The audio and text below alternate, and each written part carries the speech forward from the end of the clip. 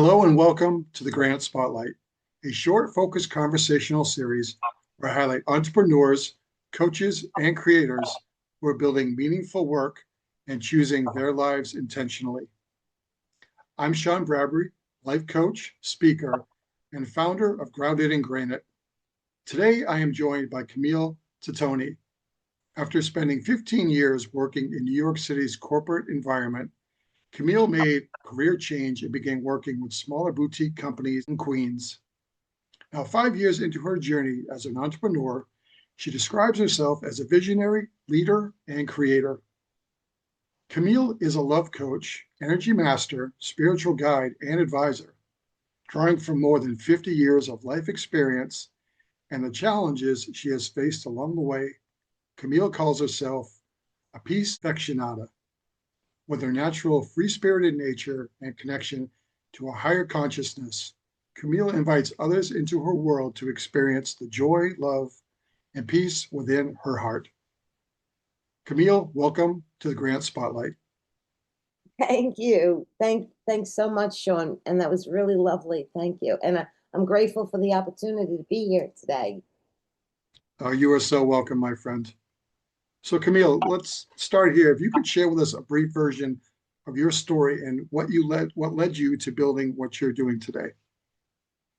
Yes, well, as you said, when I moved here, it actually turned out that I had like 5 surgeries in 4 years, and 4 of them were major.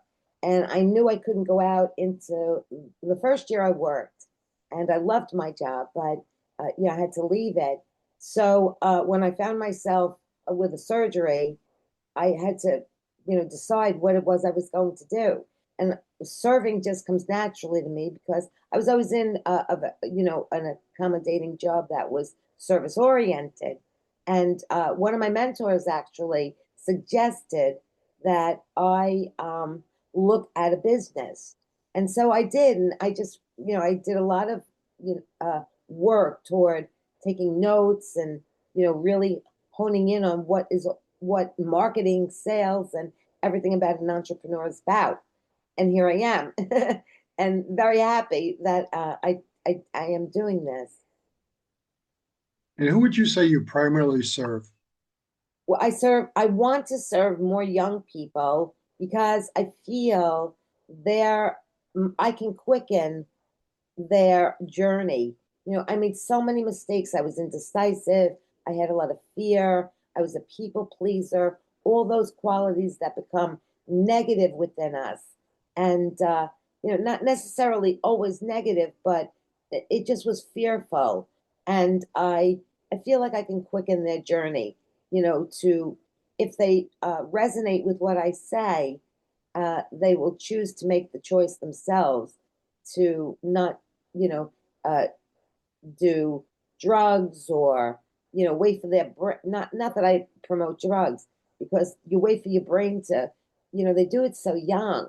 And I don't know all the choices of today, but I I really hope they would choose to give themselves the honor themselves, have a good self uh, confidence and joy that they can get through anything in life just by taking the time to really love themselves. I think that's extremely important. I think you and I have a lot in common as far as when you mentioned the people pleasing and putting others ahead of ourselves, we kind of lose ourselves in the process. We do. And I love that you're bridging that gap.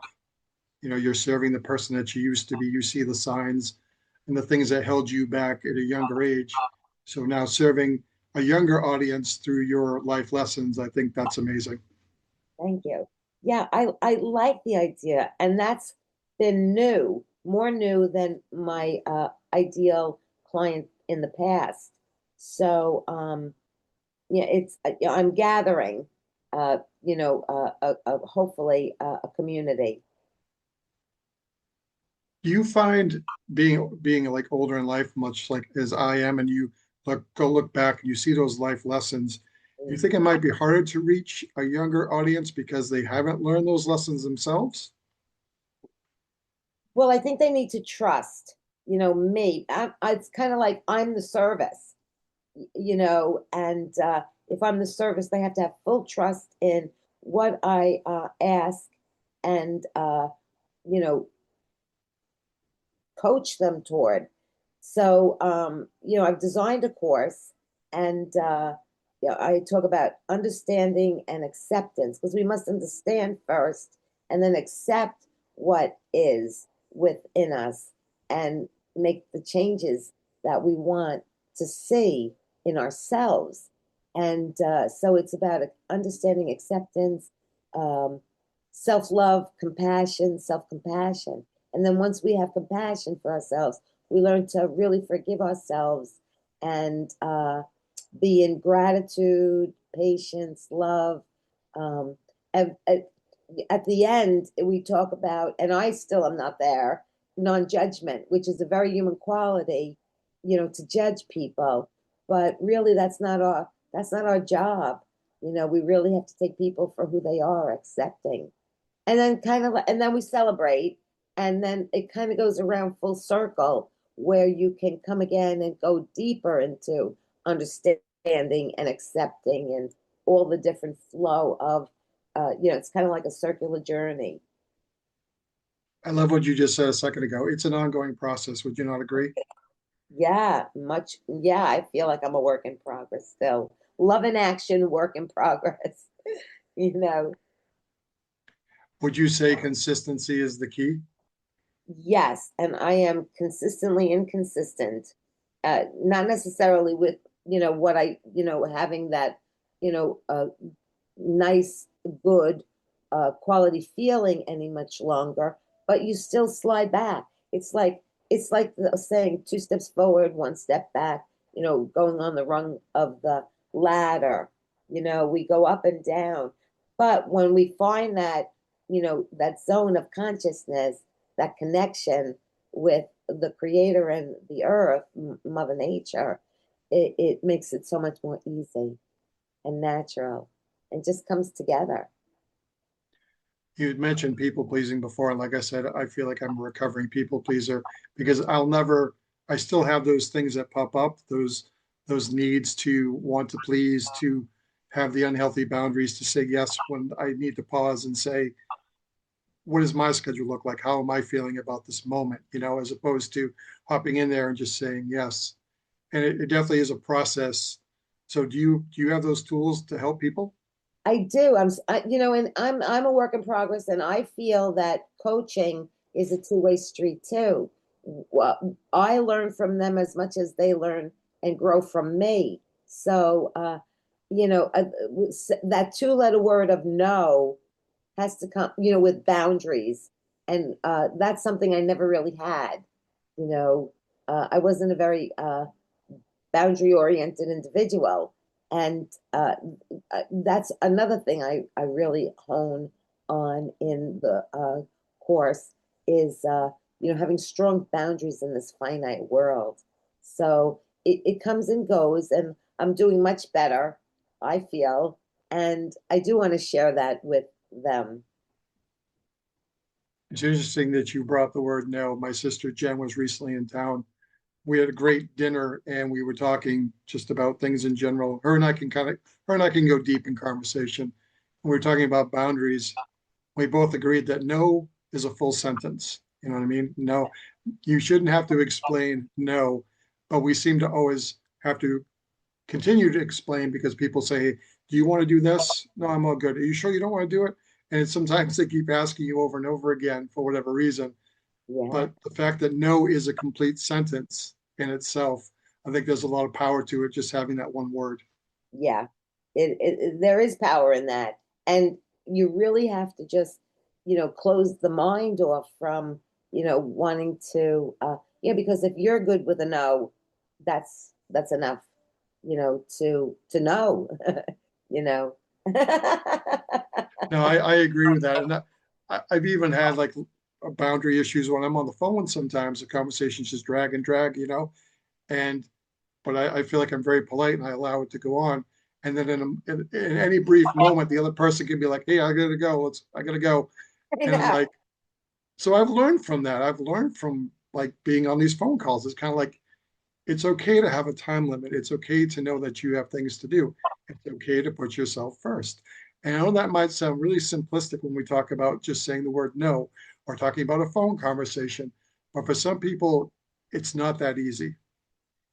No, it really isn't easy for everyone. And the thing is, we're so unique each, and yet, there's a uh, general and consciousness of we are all the same. We think we're sometimes I know with myself, I would think, oh, I can't be the only one that thinks this way, because there's a whole bunch of people in the world. And, we're not that unique. There's, different, in anything. If we look at Enneagram was mentioned the other day. I don't really know it, but it's a process of the type of personalities that archetypes and Mhm. astrology and things like that it compartmentalizes us in ways, and that's a good thing. Yeah. One of the things you brought up that I really agree upon is self-love. And that's something I did not give myself for the longest time. And I didn't even realize it. And before we started recording, I told you, like Wayne Dyer said, I heard him say one time, well, if you want oranges, but I don't have any oranges, I can't give you any oranges. It's kind of the same with self-love. It's kind of like if I don't have that love for myself, it's hard to give it to anyone else. I know we attempt to do it, but I have found in the past it just kind of set me up for failure. Yeah. Oh, that's funny that you mentioned that because when I was once going to a therapist and he said, what have you failed at? I said, I don't think there are any failures in life. And I soon learned after that over time, yes, there are really failures. Everything is not a lesson. I mean, yes, we are supposed to grow from it. But if the lesson comes in and you don't make the change and put it into action, that comes back around, very many times in your life. At least that happened to me personally, because I could never make the changes that I saw coming that I needed to. So, yeah, it's life is sometimes a mystery, and it's life is beautiful. But I agree, we can get caught up in these cycles of Yes, it's like for me, I hadn't learned the lesson for a long time. Like the lesson, life kept giving me the lesson over and over again. yeah, And sometimes it would even kind of 10x it to to be kind of like, all right, are you really paying attention? Because you haven't been. So we're going to give you the same thing, but we're going to up the ante and see if you're really paying attention. And that's what pretty much finally took me to really pay attention. And so I think I love the work that you're doing because I think it is needed, especially if you're able to connect with younger people. And sometimes we all have to go through our own lessons and learn things. But I think if they're open to it and they can find a coach, a mentor like you, I think it's a great way for them to, start younger in life. yes, thank you. Thanks so much, Sean. Yeah. Yeah, I'm on TikTok and I don't really totally understand it, but I haven't gotten that far yet, but I do get 100 views, this, that. And some of the friends that I made of the younger people there, they said, I just like talking, hearing you talk. And I was like, really? Because I don't know how to turn it around and make it for serving, but serving is my nature, you know, and yeah, it's a process. So It's very much so, but please give yourself grace because I think the videos that you are making, whether you feel like you're serving or not, apparently if they're getting views and people like to hear your voice and listen to you, you're already serving. So continue to do what you're doing. thanks. Yeah. So as we kind of get ready to wrap up, I'm curious, is there anything that you're currently focused on that we should know about? Yes. Yeah, I have so many projects in the works, but my newest project is a podcast. Very simple. It's right here. And it's on Fridays at noon Eastern Time. It's titled Destiny's Place for Grace. And it talks about returning to the true you. It's the core of us. that we really truly are, that we hold within us. And that's the connection we have with spirit. And yeah, I'm really excited about it. And it's Camille Titone, spiritual advisor. That's the channel station. And I'm still learning the whole mechanisms of tech, but I'm getting there live. Well, like they say, it doesn't have to be perfect to get that message out there. So, you know what I mean? Yeah, Done is better than perfect. So, perfection is fearful. That's what my mentor Tony Robbins says. So, and you know, I listen to him closely. I think he's brilliant. yeah, And I would agree. yeah, Well, Camille, thank you so much for your time today. Once this airs, we'll drop in your contacts and your links and stuff so people can reach out to you. thanks so much. This was really nice. This is very comfortable and very timely because our gardeners are now coming and a lot of competition. Not a problem. Thank you so much. Thank you so much. Have a great day and week. So if this conversation resonated with you, please feel free to reach out to Camille or myself if you have any questions. You can always comment below. Thank you for joining us today. A life you want to build is just one choice at a time. Take care.